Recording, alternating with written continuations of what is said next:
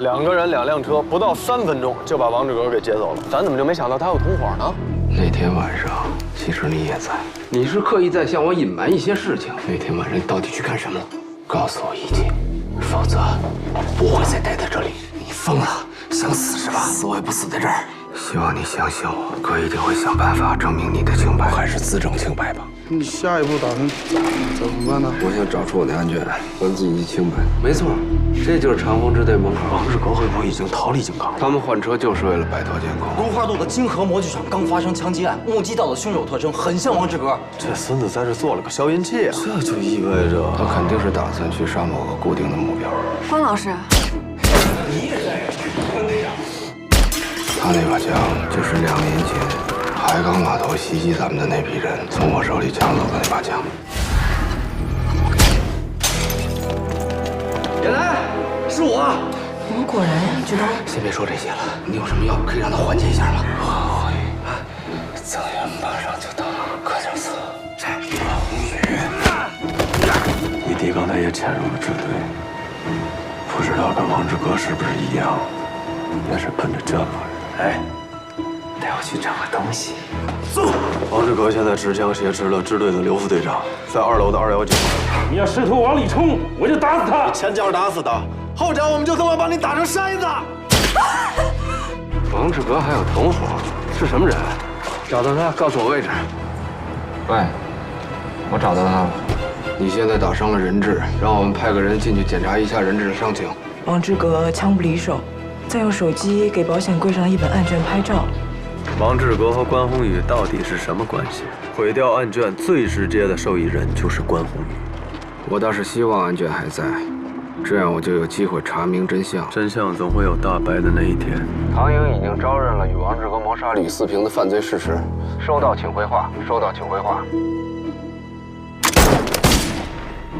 关宏宇已经沉不住气了，他们肯定联系过。出了这么大事儿，他们的联系肯定更频繁。恰恰就是这个时候，关宏峰一定不能离开我们的视线。这只是宏宇夜闯刑警队的后遗症，现在是非常时期，你们一定得警惕一点。这段时间，咱们就在这儿交接吧。500万，配合我们，就当你儿子真的被绑架了。就是因为你，他们才会把小波当成郭鹏给绑架了。他应该是在昨晚上班的时候，替郭鹏去取车，被误当成了车主，遭到绑架。从照片上来看，绑匪用胶带封住了任波的嘴。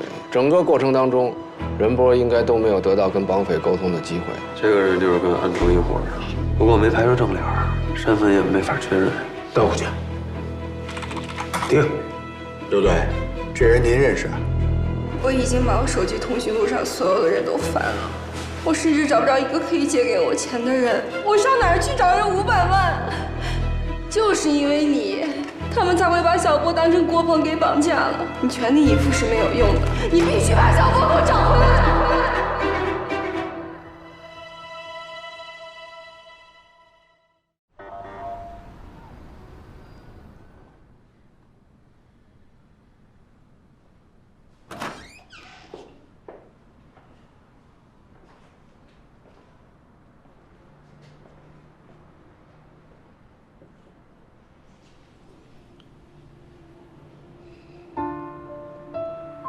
我觉得宏宇跟任迪之间应该没发生什么，你别再往心里去。其实出了这个事儿，宏宇也挺自责的。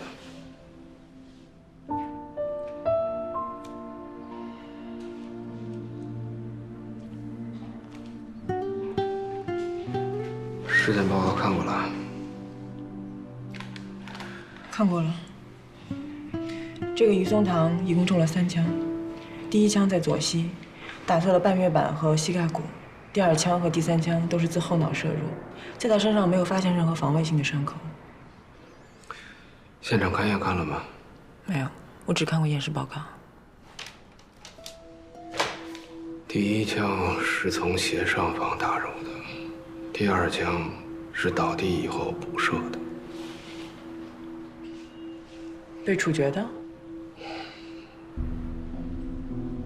确切的说，应该是又一名被处决。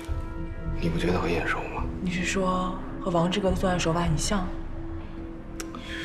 不管是王志国还是安藤，这伙人做事手法还是挺职业的。我们假设是安藤杀的人，那他为什么要从长风救走一名罪犯，又在西城杀了一名罪犯？这个于松堂在活着的时候到底干了什么？警察同志，我求你了，你就让我进去看一眼行不行？我真的求求你了，真的不行。我就进去看一眼。哎，就跟我来吧。看这面墙上这留的这些个线啊，电线。哎，我。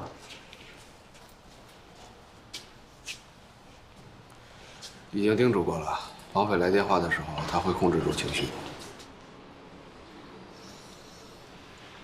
汪老师，这已经是物质鉴定中心能处理的极限了，但是还是很难看清楚他们是用什么把椅子钉在地上的。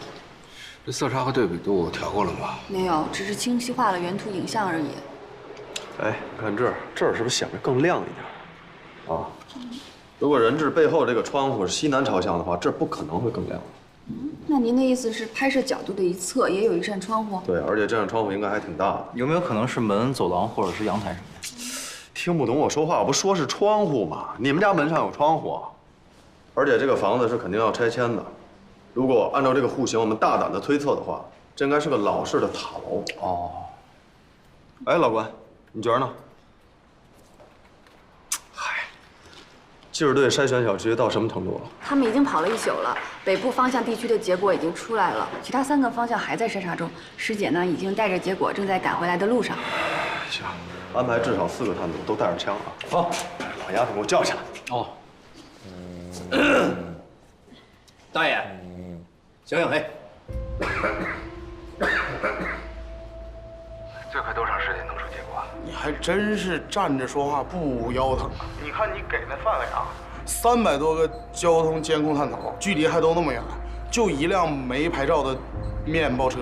那我这不等同于大海捞针吗？你再说了，那入侵交通监控系统那是违法犯罪。那哥们偶尔仗义1次2次得了，你不能总是没完没了的在那逼良为娼啊！就没有别的办法了吗？你现在这心情我是能理解的，就是我还是认为啊，办案抓贼这样的事儿，你不如你哥。咱与其这样没完没了的就无头苍蝇似的乱晃，咱反倒不如把这宝子压到这个专业人士身上。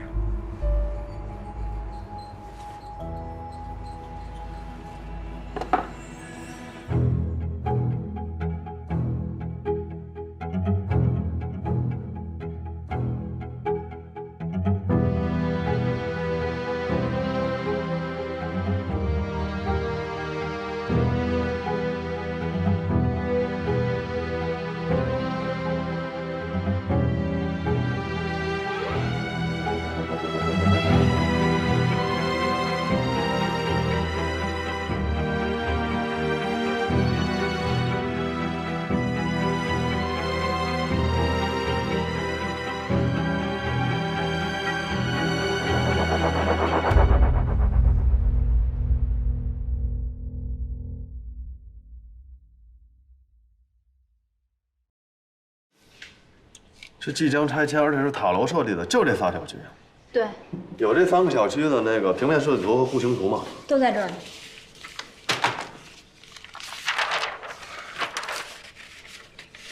天丰小区，啊，9号楼和13号楼都有可能。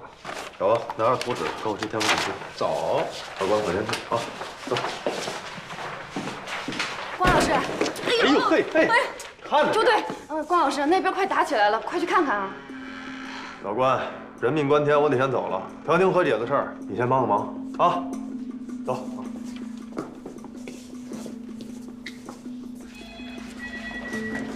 关队，哎，关队，正好找你有个事儿。你还说我弟弟连累了你？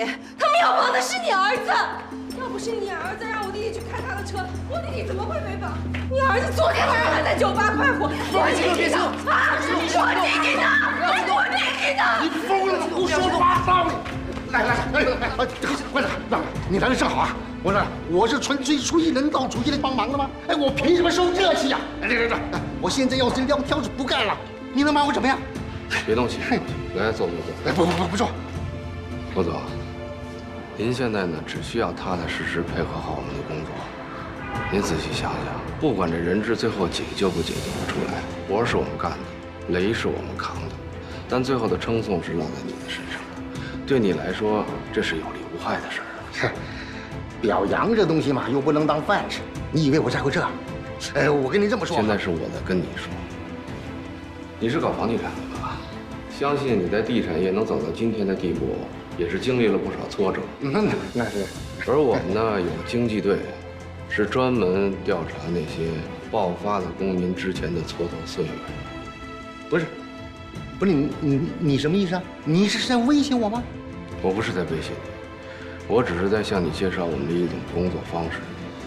你想想，如果因为你的不配合，导致了这个孩子最后被撕票，或者出现类似的恶果，无论经济队对你感不感兴趣，但媒体会把这个孩子的死归咎在你的头上。到那个时候，你跟你的产业就是众矢之的，这才是威胁。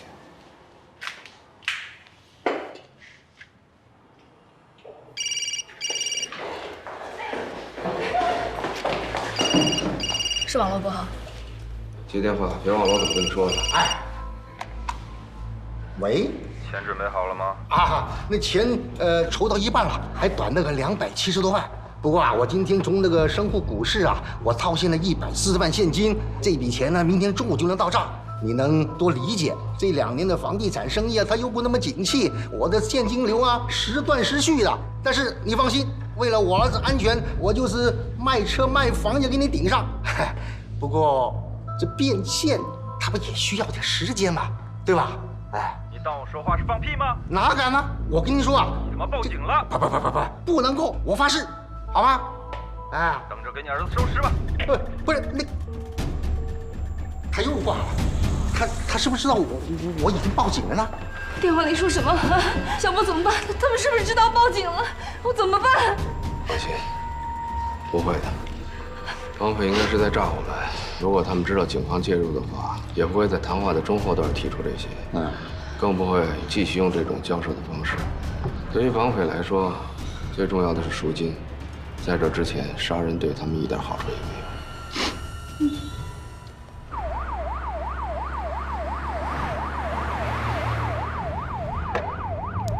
所有车辆关闭警报器。抵达之后，我们首先要寻找案发当晚小区的监控录像，看看有没有绑匪、人质，还有那辆没有牌照的面包车出入和停靠的画面。师傅，咱们让那个小区物业或者楼管提供这个住房信息，会不会更快一些？或者是查电表？查电表？对呀，你想，假如呢这帮绑匪临时租了一个房子来囚禁这个人质，他们用的这个水电天然气肯定是极少，甚至是根本就不用，而且这些仪表设备基本都是在楼道里头，只要咱们动静小点儿，没人发现啊。有点意思，有长进。给你学的。查电表，有点意思。把鞋穿上。班长，有条信息。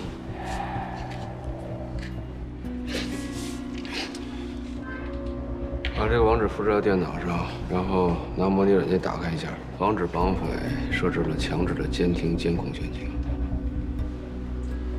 关队，链接安全，是 YouTube 的一个视频地址。要不要先带人质的姐姐出去一下？不用了，这样反倒会让人质家属精神更紧张。转过来，放过来。让我看你放了。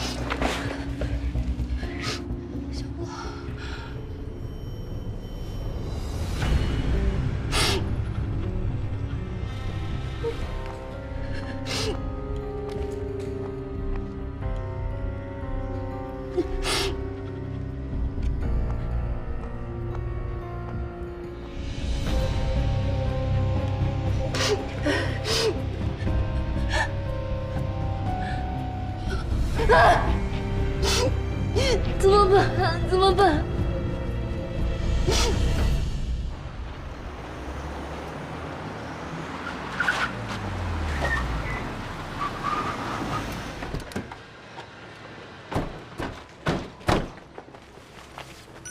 哎，你好，你好，您是物业张经理吧？哪楼啊，咱？喂，老关，我这边出了点状况，刚才绑匪发来视频，把人质左手的小手指切断，看来是对咱们筹款慢的一个警告。我操，就他妈差这会儿功夫。你那边一定要抓紧时间，务必要谨慎小心，千万不要过早暴露。这2名绑匪具备相当成熟的犯罪经验，就目前情况来看，他们很凶残。好，我知道了，是吧？经理，这赶紧的，走。关队长，我求求你，我求求你，你救救小波，你救救小波，我就这么一个弟弟，我知道，我就这么一个弟弟，我没有他，我怎么活？哎，人弟，赶紧起来啊！我求求你，求求你！你冷静好不好？先别哭。你听我说，人弟，先起来，听我说。你听我说，这个电话很可能就是绑匪打来的，我去跟他谈。啊，你这么一哭不就暴露了吗？你冷静点，别急。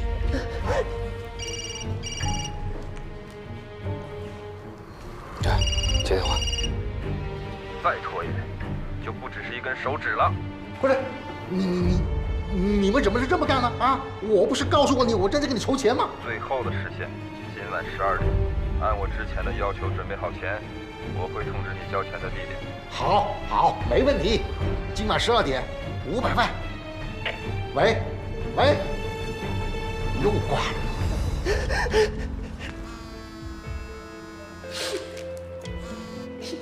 喂，你那边什么情况？找到了，案发当天的监控视频里，那辆无牌照的面包车确实来过这里。602这一家2个月前就搬走了，然后紧接着一个30多岁的男人租了进来。租进来之后呢，他也没住，不出意外的话，应该就是这儿。那赶紧叫特警部队增援。来不及了，我们准备突进去，你让队里帮忙联系吧。拜托你了，一定要成功。好了，就这样啊。把手机调成震动或者静音，把对讲都关了啊。屋子里至少有2名绑匪和人质，一定要在第一时间保证人质的安全。如果绑匪反抗，不用喊，当场击毙。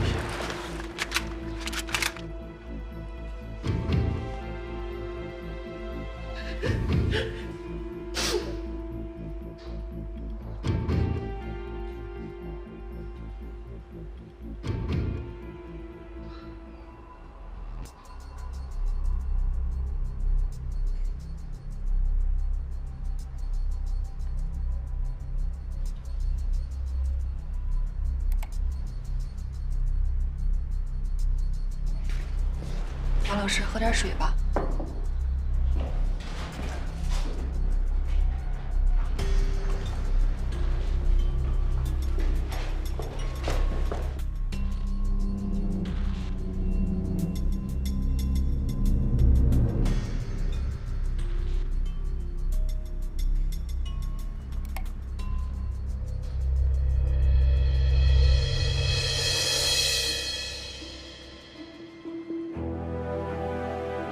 关老师，怎么了？是觉得哪儿不对劲儿吗？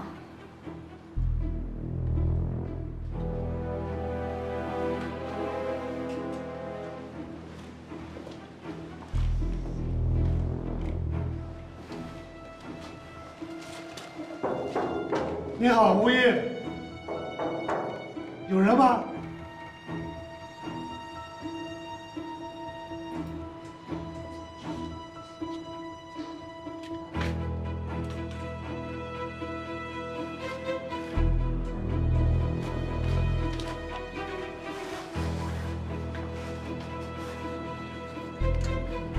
现在外边这么阴，这绑匪视频里的窗户为什么会有阳光呢？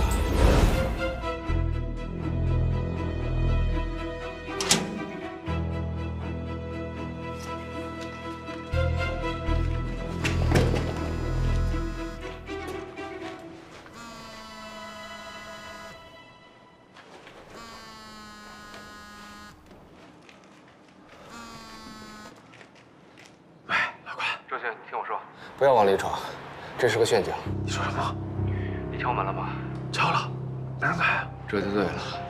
绑匪传来的视频上传时间应该是在20分钟以前，我估计不是今天拍的。如果没有人应门，也许是绑匪设置的防卫机制的一个陷阱。陷阱啊？不是，人质呢？如果这真是个陷阱的话，人质恐怕已经被转移了。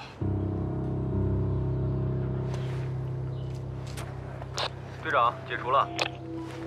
收到，周队已经解除了。好，干，谢谢啊。爬个窗户费那么大劲，这东西在哪儿呢？就这个，算是小伎俩，不过这确实不是一般毛贼能够想到的。绑匪在门口设置的是一根半线，如果把门推开，半线就会触发那个开关，开关就会触发那个高频信号发射装置，只有接收中断的一方，就会得知有人进来了。那这玩意儿的覆盖范围是多少？你们不是有技术队吗？你怎么那么小心眼儿啊？周队啊，您看看这个来。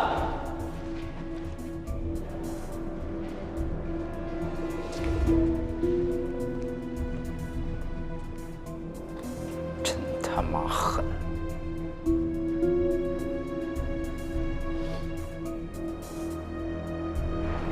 一定要想办法破解那个高强度信号的发射装置。一旦找到接收方，我们就可以定位到绑匪甚至人质的位置。现在离绑匪要求的时间还有9个小时，抓紧。方老师，您不一起去现场啊？绑匪随时会打来电话的，我得留下来稳住人机还有郭西霞。关队。算了，回头再说吧。你去会议室等我吧。周队，我刚从小区监控里发现啊，在凌晨1点37分左右，2名绑匪带着人质离开了。画面不是很清楚，但可以看出任博的状态不是很好。他被蒙着眼睛、捂着嘴，还遭到绑架，可能也是因为失去了一根手指头吧。我看他连正常行走的状态都很困难，是被绑匪架着出去的。那车辆有什么特征？啊，是一辆深红色的尼桑。技术队那个处理之后啊，还原了车牌，车牌是港 G 的啊。我们还发现车主了，车主叫王文蔚，对，王文蔚，52岁，住在青山区，然后自营一家小超市。那试试查查车主，啊，咱别打草惊蛇，必要的话让交管队的朋友们给那个协助一下。好嘞，行了，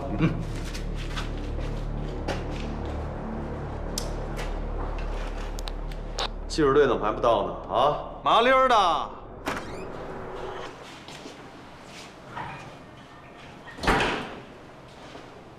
是于松堂的尸检报告有什么新的发现吗？在做安藤尸检复核的时候发现的。是正常的浮肿，还是因为腐烂造成的皮下气压增加？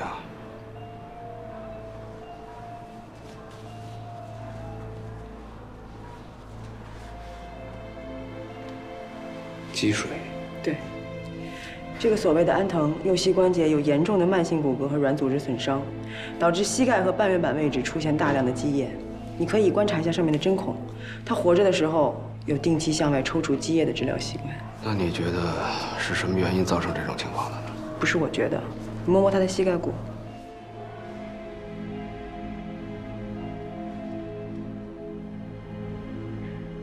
有2处，有3处增生。确切的说，是有3处1乘以1厘米左右的圆形愈合增生。说起来，这大哥还经常膝盖中箭啊。演习弹。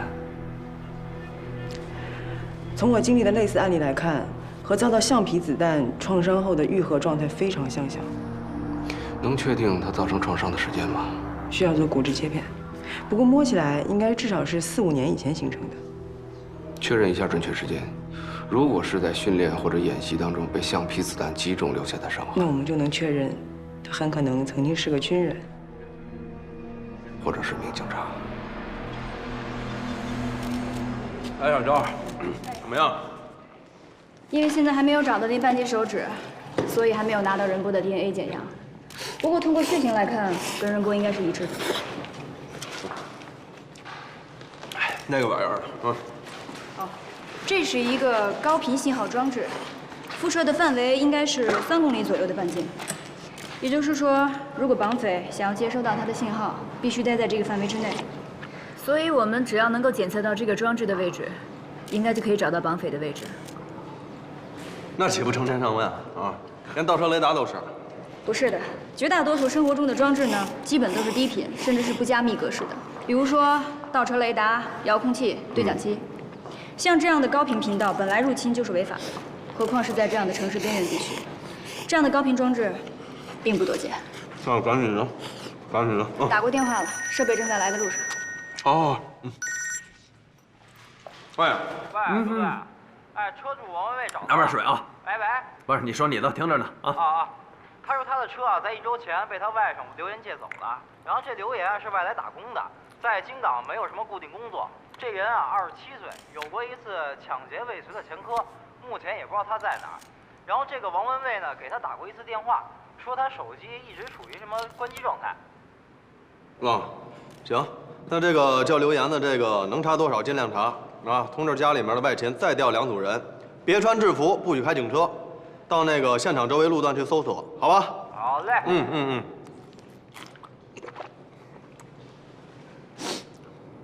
喂，你斟酌考虑一下，用这些进展能不能稳住人质家属？我知道了，你们继续保持谨慎，绑匪应该不止这一种反制措施。怎么样了？虽然这次没能救出小波，但是我们摆脱了绑匪的圈套。绑匪应该不知道现在警方已经介入了，而且通过对现场的勘查，我们已经确定了其中1名绑匪的身份，应该在短时间内就可以确定他的位置。是不是只要找到他，小波就能回来了？应该是。你看，我早就跟你说过了，要相信公安的办案水平。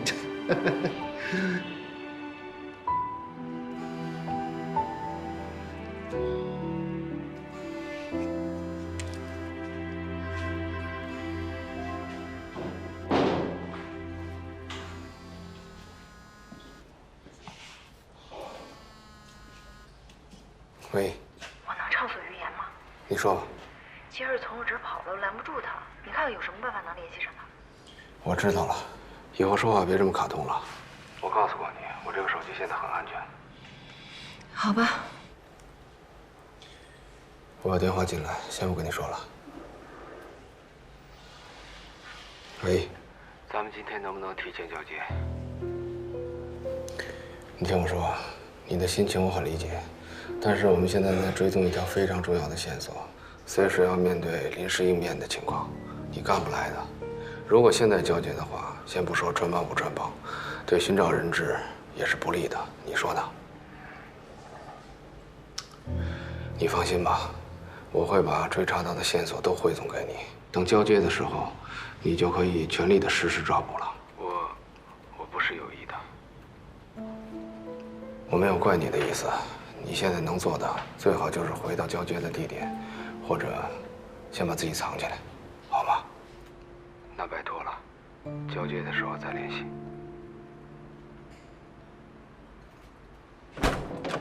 关老师，车找到了。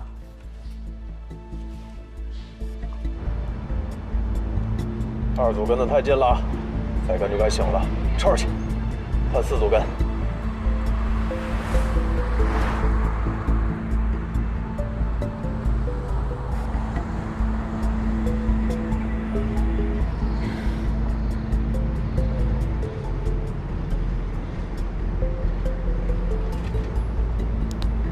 各组注意，车上只能看见1个人，绑匪和人质很可能已经分离。在确保人质安全之前，绝对不能暴露。技术队一旦确认信号接收装置和监控车辆重合，立刻汇报。如果这是绑匪的另一层反制措施的话，那么这个刘岩会不会定时和挟持人质的绑匪进行安全通讯呢？越是这样，越不能轻举妄动，因为一旦中断绑匪之间定时的安全通讯，有可能会危及到人质的生命。我明白，我的意思是，如果他们真的存在某种定时联络的方法，那么我们是不是可以通过定位他们的通讯信号来确定另一名绑匪的位置？1000多万人的一个城市，无论流言开到哪儿，他身边都有成千上万的信号。现在的科技还不足以能够把一个人定位在几米的范围里。那怎么办啊？我们真的只能等到他们会合？现在通过绑匪一贯的表现，能看出他们所采取的是赎金和人质分离的方式，也就是说，他们在拿到赎金之前，很可能不会碰头。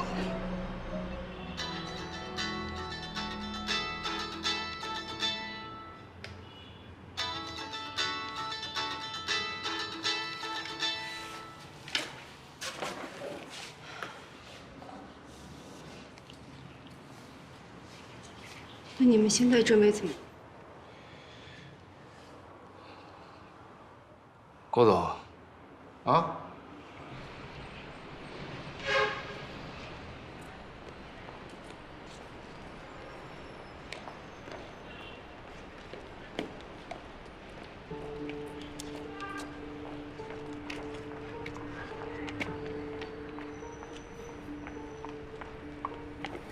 叶方舟。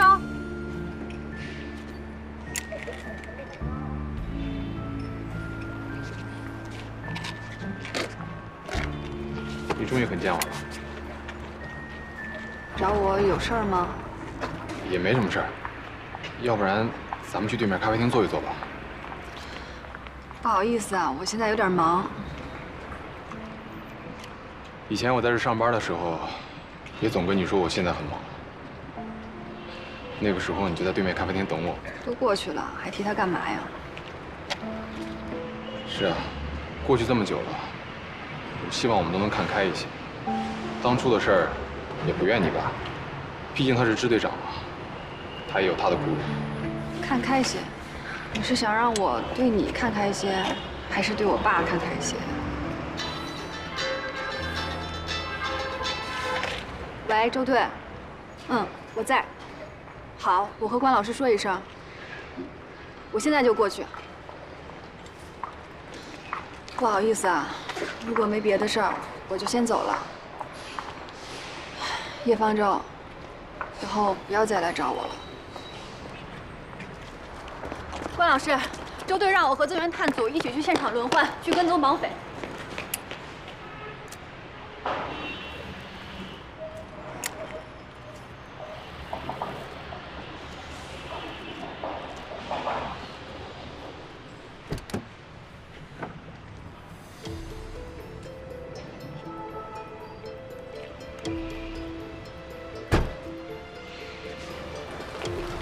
陈弟，你可以多留一会儿，了解情况。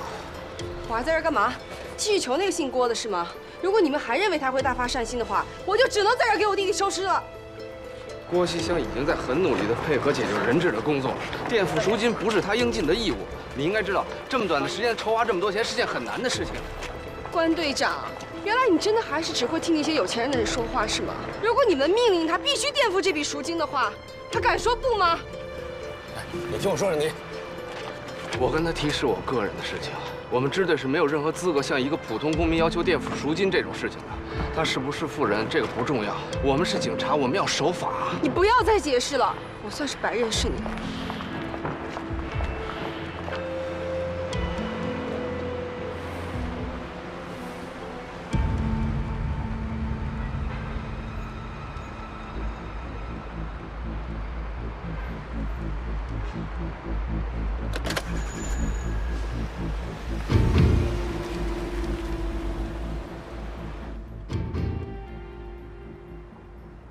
都好几个小时了，这孙子围着这条线绕了800多圈。要我说，直接给伢掐下来，把嫌疑人审出来不就完了吗？啊？这可不行，因为通讯一旦中断以后，另一名绑匪就会撕票，这种结果是咱们和家属都不能承受的。那我们就继续傻了吧唧的看他在这转圈是吧？啊，就没别的办法了吗？还是等他们再跟我们联络之后吧。然后去定位另一个手机号码，对吧？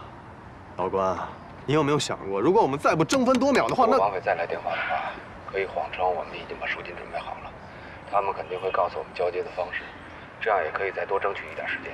行了，行了，行了啊，赶紧准备钱吧，别一天到晚谎称了。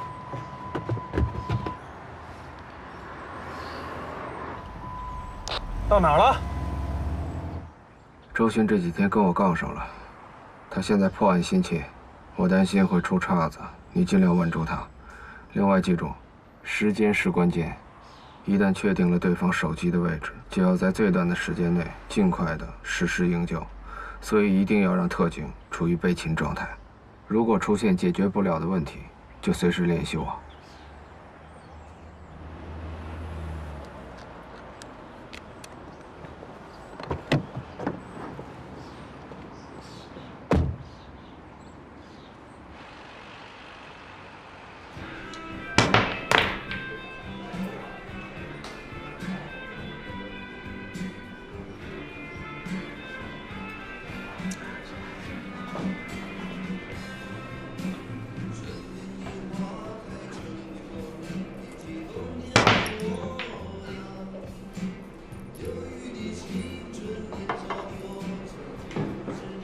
哪儿？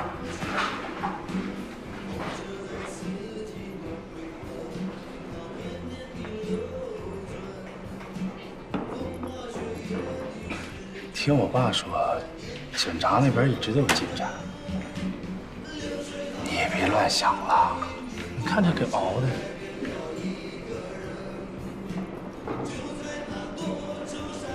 是不是如果当初我跟了你，你爸就会出钱救小波？你这都说了如果嘛，你这突然间500万现金，你这就算是我爸他也得。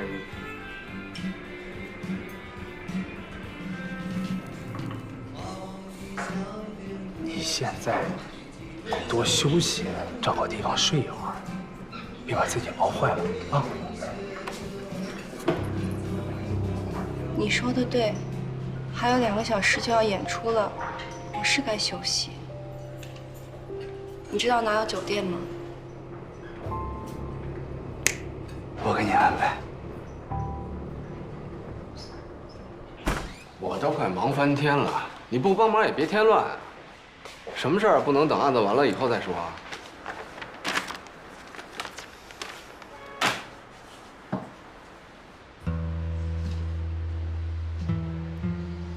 叶方舟，人是我查的，事是我办的，没错。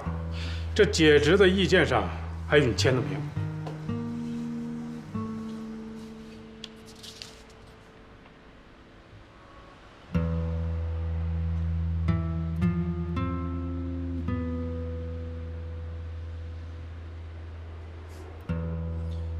这么严重的问题，没让检察院直接给他带走，已经够给面子了。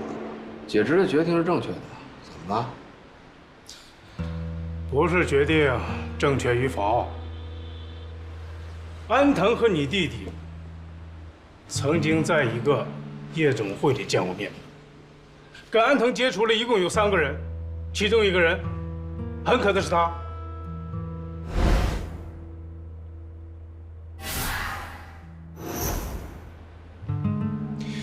那你跟我说有什么用啊？难道你认为当初我跟他很熟？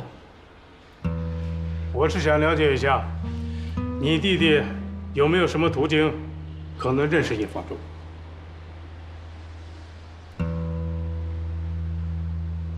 你看过夜总会的监控视频啊？你亲眼看见我弟弟跟叶方舟勾肩搭背了？等一下。安藤和你弟弟毕竟存在某种关系，而安藤呢，和叶方舟显然是一伙的。你好好想想，这背后牵扯的很可能不只是一家5口人的生命。没错，他们俩之间最大的关联就是安藤作证说我弟弟杀了那一家5口。你怎么知道安藤为你弟弟的案子举过证啊？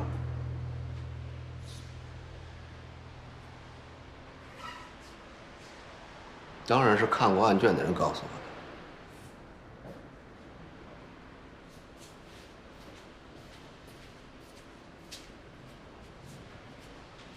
谢谢。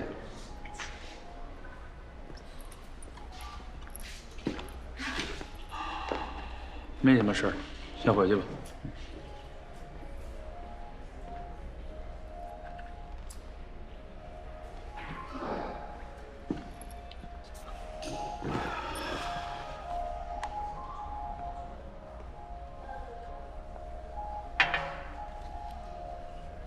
你好，先生，您的茶水请慢用。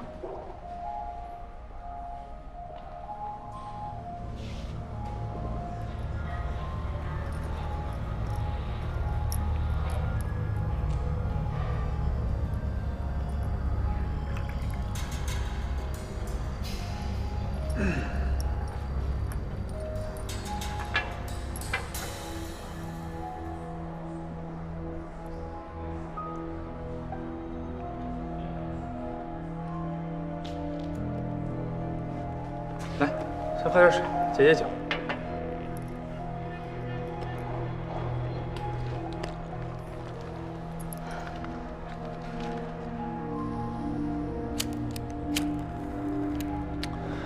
刚才服务员说没房了，看看能不能腾个大床房，我再去看看。啊，如果没有的话，那就换一家。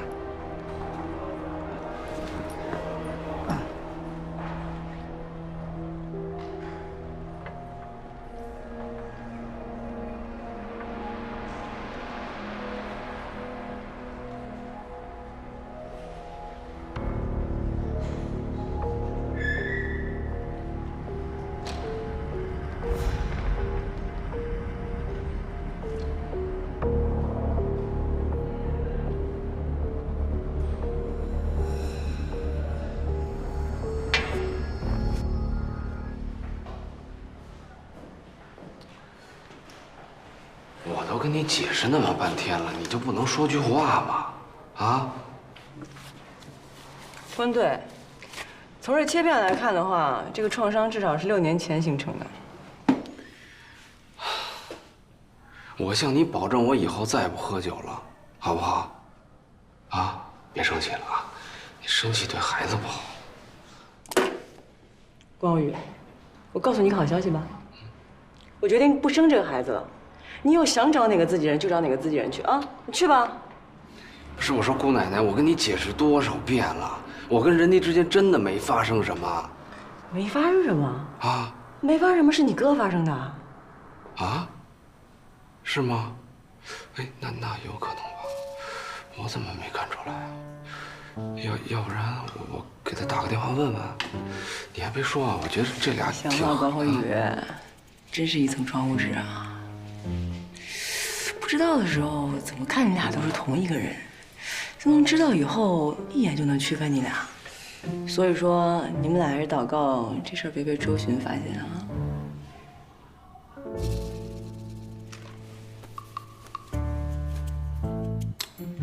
小了，不生气就好，生气都不好，伤身体。别得寸进尺啊！我没说原谅你呢。什么原？等会儿啊。接吧。接就接。喂。方队长，告诉郭西湘，12点之前准备500万，把小波赎回来。我跟你说过了。我们不可能让郭西湘垫付赎金的，而且支队也不可能让他这么干。喂，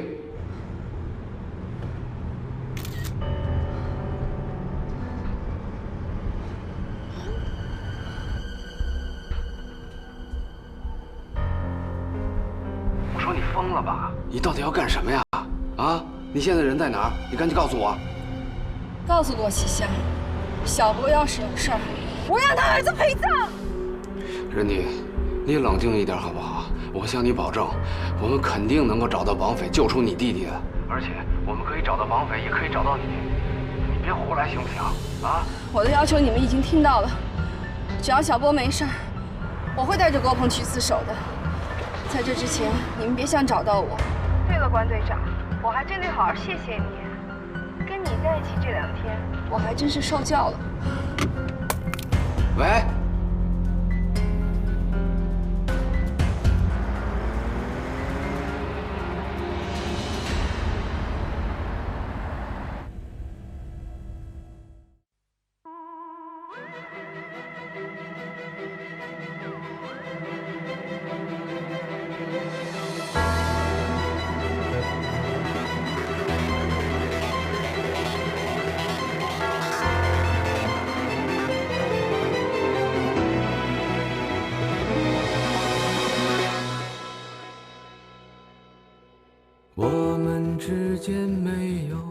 眼神的关系，没有相互占有的权利，只在黎明混着夜色时，才有浅浅重叠的片刻。白天和黑夜只交替没交换，无法想象对方的世界。我们仍坚持各自等在原地，把彼此站成两个世界。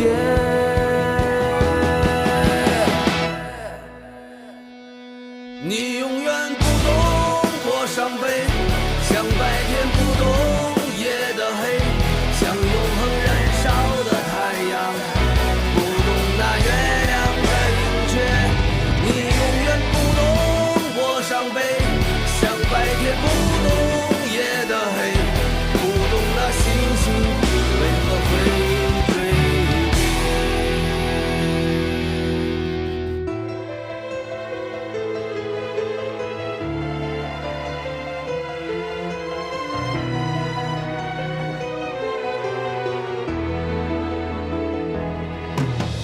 白天和黑夜只交替没交换，无法想象对方的世界。我们仍坚持各自等在原地，把彼此站成两个世界。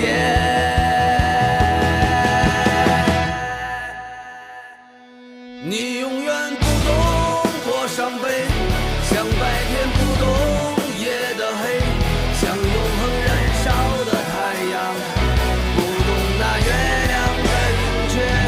你永远不懂我伤悲，像白天不懂夜的黑，不懂那星星为何会坠跌。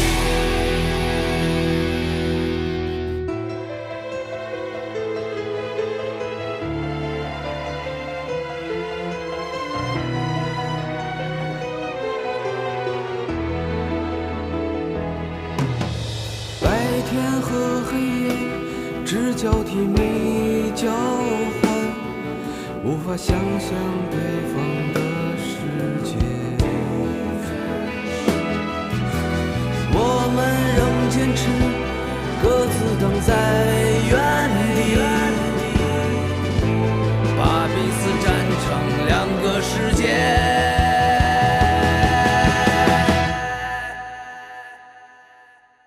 你永远不懂我伤悲，像白天不懂夜的黑，像永恒燃烧的太阳，不懂那月亮的盈缺。你永远不懂我伤悲，像白天不懂夜的黑，不懂那星星为何会坠跌。你永远不懂我伤悲，像白天不懂夜的黑，像永恒燃烧的太阳，不懂那月亮的盈缺。